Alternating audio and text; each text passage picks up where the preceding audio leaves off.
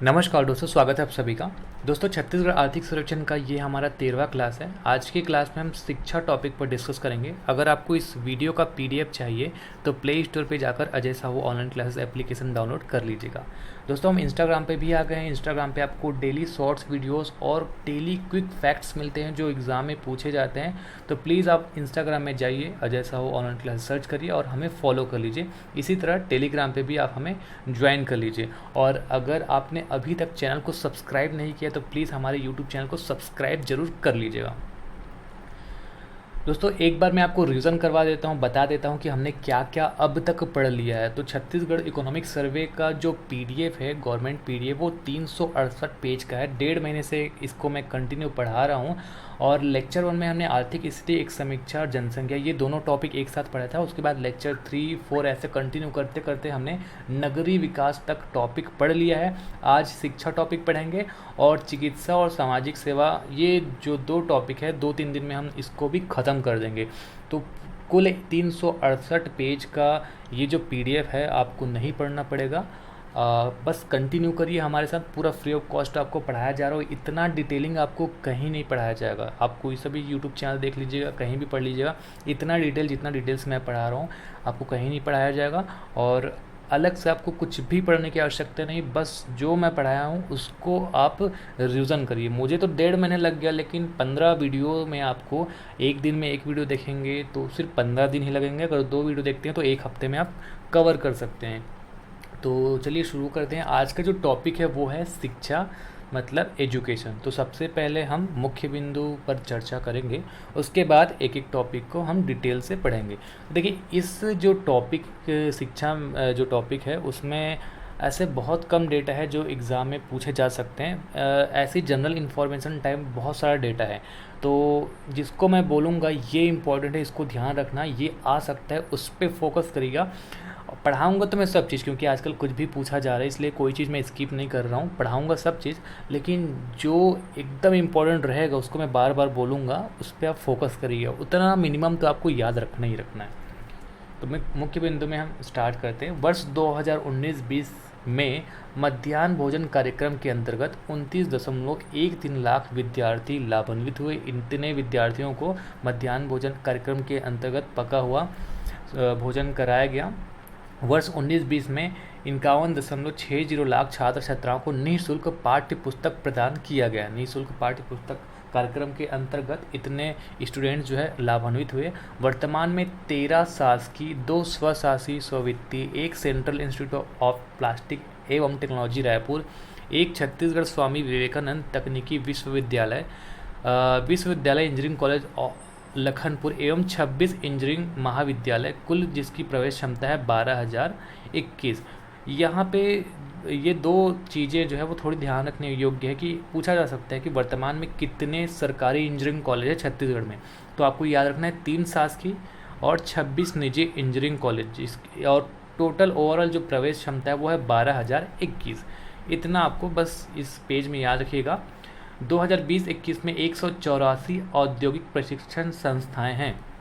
औद्योगिक प्रशिक्षण संस्थाओं में क्या किया जाता है? कौशल विकास, मतलब स्किल से रिलेटेड चीज़ों का प्रशिक्षण दिया जाता है ताकि आप कहीं भी रोज़गार प्राप्त कर सकें या तो आप खुद स्वरोजगार प्राप्त कर सकें। तो 184, ये डेटा थोड़ा सा ध्यान रखना, 184 औद्योगिक प्रशिक्षण संस्थाएं।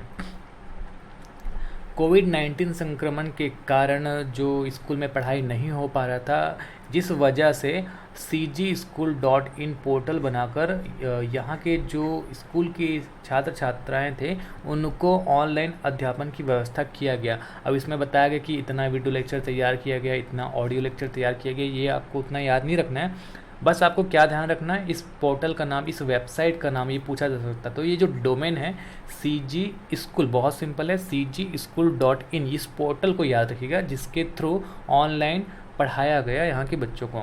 छत्तीसगढ़ गठन के समय सकल नामांकन अनुपात 3.5 था, जो बढ़कर 18.6 18.6 हो गया। अब ये सकल नामांकन अनुपात क्या है? देखिए, ये इकोनॉमिक्स में आपको नहीं मिलेगा, मैं आपको बता देता हूँ। ग्रॉस इनरोलमेंट रेशियो, GER के नाम से इसको जाना जाता है, ग्रॉस इनरोलमेंट रेशियो। ये क्या होता है? जनसंख्या के अनुपात पे कितने लोगों को उच्च शिक्षा मिला है ना, उच्च शिक्षा नामांकन की गणना किया जाता है जनसंख्या के हिसाब से, इसको कहा जाता है ग्रॉस एनरोलमेंट रेशियो। तो जब छत्तीसगढ़ बना था मतलब सन 2000 में 3.5 था, जो अब बढ़कर 18.6 आप याद रखेंगे वर्तमान में GER सकल नामांकन अनुपात है। अगला टॉपिक है स्कूल शिक्षा। स्कूल शिक्षा की प्रशासनिक व्यवस्था का कार्य राज्य स्तर पर लोक शिक्षण संचालनालय के द्वारा किया जाता है। संभाग स्तर पर 5 संभागीय कार्यालय, जो टोटल 5 संभाग है उससे रिलेट करके आप याद रख लेना, और इसी तरह जिला स्तर पर 28 शिक्षा अधिकारी कार्यालयों की संख्या है, और यह कार्यालय 27 राजस्व जिलों में स्थित है। अब ये सब इतना इम्पोर्टेंट नहीं, ये जो लाइन है तीसरा वाला ये सबसे ज़्यादा इम्पोर्टेंट है, पूछा जा सकता है। वर्तमान में जांजगीर जिला को विभक्त करके नया शिक्षा जिला शक्ति का निर्माण किया गया है। शक्ति नया शिक्षा जिला याद रखेंगे, शिक्षा जिला शक्ति, ये बहुत इम्पोर्टेंट है, याद रखेंगे, ये पूछा जा सकता है। फिर अगला है मध्याह्न भोजन कार्यक्रम, ये भी इम्पोर्टेंट नहीं, बस एक बार मैं जल्दी से पढ़ा देता हूँ। केंद्र की योजना है जिसके तहत कक्षा पहली से लेकर 8वीं तक, इसका लाभ किसको मिलता है? कक्षा पहली से लेकर 8वीं तक के बच्चों को। तो कक्षा पहली से लेकर 8वीं तक के बच्चों को पका हुआ भोजन कराया जाता है, ये है मध्याह्न भोजन कार्यक्रम। और 2019-20 में 29.13 लाख छात्र छात्राओं को इसका लाभ मिला। फिर अगला है बालिका प्रोत्साहन योजना, ये केंद्र की योजना है, इसके अंतर्गत अनुसूचित जनजाति, अनुसूचित जाति और जो गरीबी रेखा के लोग होते हैं ST SC या BPL या कस्तूरबा गांधी आवासीय विद्यालय में अध्ययन छात्र छात्राएं ही इस योजना के पात्र हैं। 18 वर्ष की आयु पूर्ण होने पर इस योजना के तहत 3000 रुपये की छात्रवृत्ति मिलती है। इसका नाम है बालिका प्रोत्साहन योजना, ये केंद्र की योजना है। फिर अगला है राष्ट्रीय साधन सह प्रावीण्य छात्रवृत्ति, इसके बारे में भी देखते हैं। ये केंद्र की योजना है, पहला पॉइंट तो ये हो गया। परीक्षाएं राज्य शैक्षणिक अनुसंधान एवं प्रशिक्षण परिषद द्वारा संचालित होता है, इसके तहत जो परीक्षा होता है वो राज्य शैक्षिक अनुसंधान एवं प्रशिक्षण परिषद द्वारा होता है। कक्षा 8वीं में मान्यता प्राप्त विद्यालय में अध्ययनरत विद्यार्थी परीक्षा में सम्मिलित हो सकते हैं, चाहे वो प्राइवेट हो या फिर आपका सरकारी हो। मान्यता प्राप्त विद्यालय में पढ़ने वाले ही बच्चे इसमें शामिल हो सकते हैं। अनुसूचित जाति, अनुसूचित जनजाति एवं निःशक्त को प्रमाण पत्र प्रस्तुत करने पर विशेष आरक्षण मिलता है, विशेष छूट मिलता है। गैर अनुदान प्राप्त शाला के विद्यार्थी इसमें भाग नहीं ले सकते हैं। सामान्य श्रेणी के छात्रों के लिए न्यूनतम 55% एवं अन्य श्रेणी के लिए 50% अंक होने पर ही परीक्षा में बैठने की पात्रता है। इस परीक्षा में अगर आप बैठना चाहते हैं तो अगर सामान्य श्रेणी के हैं तो 55% और अगर अन्य श्रेणी के हैं तो 50%। परिवार की वार्षिक आय भी 1.5 लाख से अधिक नहीं होना चाहिए। तो ये है राष्ट्रीय साधन सह प्रावीण्य छात्रवृत्ति। फिर अगला है समग्र शिक्षा अभियान। नवीन प्राथमिक या उच्च प्राथमिक शालाओं की स्वीकृति इसके तहत हुई है, तो टोटल कितना हुआ ये हम देख लेते हैं। ये इम्पोर्टेंट नहीं है, बस एक बार मैं बता देता हूँ कि कितना हुआ है। दिसंबर 19-20 के लिए प्राथमिक शाला 9842 और उच्च प्राथमिक शाला 7815। इसी तरह शिक्षाकर्मी पद भी सृजित किए जाएंगे। तो शिक्षाकर्मी वर्ग 2 के लिए यहाँ पे 24,592 है और वर्ग 3 के लिए 30,927, टोटल 55,519। अब ये सब जो डेटा है मैं वैसे ही बताया था कि एजुकेशन से रिलेटेड जो डेटा है बहुत कम है, जो ऐसे हैं जो इम्पोर्टेंट है एग्ज़ाम में पूछे जाते हैं, उसको मैं फोकस करवाऊंगा कि ये इम्पोर्टेंट है। फिर अगला है निःशुल्क पाठ्य पुस्तकों का प्रदाय प्रारंभिक शिक्षा। अब इसमें बहुत कुछ लिखा हुआ है लेकिन मैं आपको बता देता हूँ कि ये जो निःशुल्क पाठ्य पुस्तक प्रदाय योजना है ये कक्षा पहली से लेकर 10वीं तक के छात्र छात्राओं को ही दिया जाता है और 2019-20 में 51.60 लाख छात्र छात्राओं को इसका लाभ मिला। फ्री में दिया जाता है जो भी एकेडमिक के पुस्तक होते हैं, जो स्कूल के पुस्तक होते हैं कक्षा 1 से लेकर 10वीं तक। ये है निःशुल्क पाठ्य पुस्तक प्रदाय योजना। फिर अगला है निःशुल्क गणवेश योजना। निःशुल्क गणवेश योजना संपूर्ण छत्तीसगढ़ में लागू है। संपूर्ण छत्तीसगढ़ में निःशुल्क गणवेश योजना के अंतर्गत शासकीय विद्यालयों में अध्ययनरत कक्षा 1 से लेकर कक्षा 8 है ना, 1 से लेकर 8 के समस्त छात्र छात्राओं के लिए 2 सेट निःशुल्क गणवेश दिए जाते हैं। तो बस इसमें इतना याद रखना कि पहली से लेकर 8वीं तक के छात्र छात्राओं को दिया जाता है 2 सेट मतलब एक जोड़ी दिया जाता है। वर्तमान में एक रुपया हेतु राशि जो है 540.50 पैसा प्रति गणवेश दर निर्धारित किया गया है। एक गणवेश का जो दर है 540.52 पैसा है। और 2019-20 के हिसाब से अगर आप देखेंगे लाभान्वित विद्यार्थियों की संख्या है 29.01 लाख। अब इसमें क्या इम्पोर्टेंट है कि ये जो योजना है कहाँ से कहाँ तक के बच्चों को दिया जाता है, कक्षा 1 से लेकर कक्षा 8 तक। टोटल कितना गणवेश मिलता है? 2 सेट है ना। फिर अगला है सरस्वती साइकिल योजना।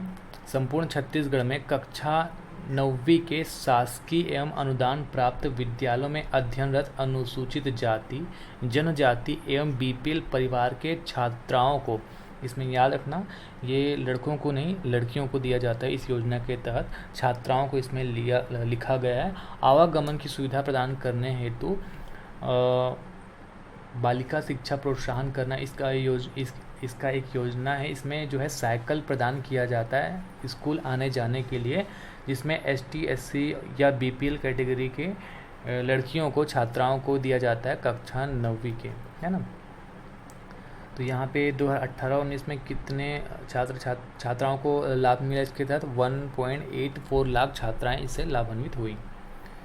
फिर अगला है छात्र दुर्घटना बीमा। स्कूल शिक्षा विभाग द्वारा प्राथमिक एवं उच्चतर माध्यमिक स्तर के सभी छात्र छात्राएं एवं महाविद्यालय छात्र छात्राओं को दुर्घटना के बीमा के अंतर्गत मृत्यु एवं पूर्ण अपंगता पर बीमा के तहत कुछ लाभ मिलता है। तो इसमें हम देखते हैं कि क्या लाभ मिलता है। अपंगता की स्थिति में यहाँ पे देखिए दुर्घटना में मृत्यु की स्थिति में 1 लाख रुपए और अपंगता की स्थिति में 50,000 रुपये मिलता है बीमा के तहत। और भैसजिक उपचार हेतु जो मिलता है वो 2,500 रुपये मिलता है। तो इसमें भी बस इतना ही याद रखेंगे, इससे ज़्यादा कुछ लिखा हुआ नहीं है। फिर अगला है समग्र शिक्षा छत्तीसगढ़। समग्र शिक्षा छत्तीसगढ़ योजना के तहत भारत शासन का अंशदान है 60% एवं राज्य सरकार का जो योगदान है वो है 40%। समग्र शिक्षा छत्तीसगढ़ में वही है कि शिक्षा पे ध्यान दिया जाएगा। समग्र शिक्षा भारत सरकार द्वारा सर्व शिक्षा अभियान, राष्ट्रीय माध्यमिक शिक्षा अभियान तथा शिक्षण प्रशिक्षण को सम्मिलित करते हुए विद्यालयीन शिक्षा की एकीकृत केंद्र की योजना है। अब इसमें केंद्र और राज्य अंश याद रख लेना 60% और 40%। इसके अंतर्गत मापदंड हेतु 3 किलोमीटर पर पूर्व माध्यमिक शाला, 5 किलोमीटर पर माध्यमिक शाला एवं 7 किलोमीटर पर उच्चतर माध्यमिक शाला उन्नयन कर संचालित की जा रही है समग्र शिक्षा छत्तीसगढ़ योजना के तहत। विभाग से संबंधित सामान्य जानकारी। पहला है छात्रवृत्तियाँ में हम देखते हैं शासकीय इंजीनियरिंग महाविद्यालयों में अध्ययनरत छात्र छात्राओं के लिए योग्यता छात्रवृत्ति और योग्यता सह साधन छात्रवृत्ति 1,000 रुपये प्रति माह तथा पॉलिटेक्निक संस्थाओं में 600 रुपये प्रति माह दिए जाने की व्यवस्था है। राज्य के बाहर अगर कोई अध्ययनरत करता है छत्तीसगढ़ का निवासी राज्य के बाहर अगर पढ़ता है तो छात्र छात्राओं को 2,000 रुपये प्रति माह की दर से योग्यता छात्रवृत्ति दी जाती है। तो इसमें आप याद रखेंगे इंजीनियरिंग कॉलेज वाले छात्रों को 1,000 रुपये और पॉलिटेक्निक कॉलेज वाले को 6,000 रुपये प्रति माह। और अगर कोई राज्य के बाहर पढ़ता है और छत्तीसगढ़ का निवासी है तो उसको 2,000 रुपये प्रति माह छात्रवृत्ति दी जाने की एक योजना है। अगला है BPL छात्रवृत्ति। जिनके पालक BPL कार्डधारी हैं वही पात्र हैं। 2007-08 में ये छात्रवृत्ति लागू हुआ था। इसके अंतर्गत इंजीनियरिंग महाविद्यालयों में अध्ययनरत प्रत्येक BPL विद्यार्थी को 1,000 रुपये प्रति माह एवं पॉलिटेक्निक संस्थाओं में अध्ययनरत प्रत्येक BPL विद्यार्थी को 500 रुपये प्रति माह दिए जाने का प्रावधान है। फिर अगला है औद्योगिक प्रशिक्षण संस्थान। मुख्य बिंदु में मैंने आपको बताया था औद्योगिक प्रशिक्षण संस्थान जो वर्तमान में है 184 आपको याद रखना है, ठीक है। ये 181 जो लिखा है वो 2019-20 का है, तो इसको आप 184 याद रखना 20-21 में, ठीक है। औद्योगिक प्रशिक्षण संस्थाएं क्या है? यहाँ पे प्रदेश के युवाओं को कौशल प्रशिक्षण प्रदान कर रोजगार मुहैया कराया जाता है या फिर प्रशिक्षित युवाओं को स्वरोजगार स्थापित करने हेतु उनको प्रोत्साहित किया जाता है। इसका नाम है औद्योगिक प्रशिक्षण संस्थाएं। इसके अंतर्गत ये काम किया जाता है। छत्तीसगढ़ शासन कौशल विकास विभाग के अंतर्गत ये काम होता है। ठीक है, तो ये काम किसके अंतर्गत होता है, ये चीज़ आपको ध्यान में रखना है। तो टोटल इसकी जो संख्या है वर्तमान में 184 है। ठीक है, 2020-21 में इसकी संख्या 184। शासकीय औद्योगिक प्रशिक्षण संस्थाएं की संख्या हमने देखा 184, जो 28 जिले में संचालित है। इसी तरह निजी औद्योगिक प्रशिक्षण केंद्र जो है, इसकी जो संख्या वो 109 है, जो कि 21 जिले में संचालित है। फिर अगला है राज्य परियोजना लाइवलीहुड कॉलेज सोसाइटी संरचना। ये चीज़ क्या है हम देख लेते हैं। छत्तीसगढ़ सरकार द्वारा छत्तीसगढ़ युवाओं के कौशल विकास का अधिकार अधिनियम 2013 बनाया गया, जिसके तहत युवा साथी अपना कौशल विकास कर सकते हैं और कौशल विकास एक कानूनी अधिकार बन गया है इस योजना के तहत। इसका नाम है छत्तीसगढ़ युवाओं के कौशल विकास का अधिकार अधिनियम 2013। अब ऐसा अधिनियम बनाने वाला छत्तीसगढ़ पूरे भारत में पहला स्टेट है ना। अगर कोई भी युवा अपना स्वरोजगार प्राप्त करने के लिए कौशल अधिकार चाहता है तो वो अप्लाई करेगा, और उसका एज भी होना चाहिए 14 से लेकर 45 वर्ष के एज के हैं तो वो अप्लाई कर सकता है। आवेदन देकर संबंधित कोर्स में कौशल प्रशिक्षण प्राप्त कर सकता है। तो ये एक कानून बन गया जिसके तहत आप अप्लाई कर सकते हैं, और ऐसा कानून बनाने वाला छत्तीसगढ़ पहला स्टेट है। वर्तमान में 36 सेक्टर और 706 कोर्सेज इसके तहत उपलब्ध हैं।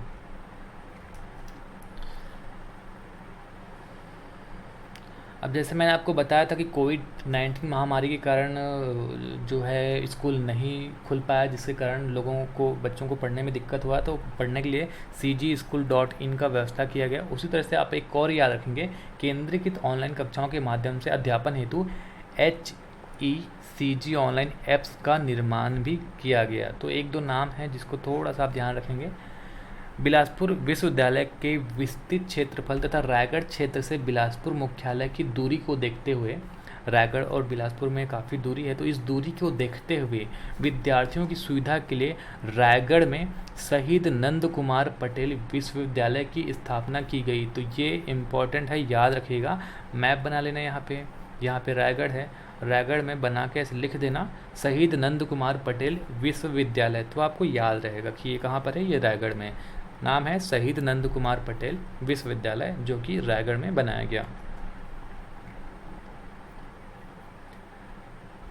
भविष्य में 12 महाविद्यालय हेतु 55 करोड़ 90 लाख प्रस्तावित है। तो फ्यूचर में 12 महाविद्यालय बनने वाले हैं, और कहाँ कहाँ बनेगा ये सब देखने की ज़रूरत नहीं है, ना ही ये पूछा जाएगा।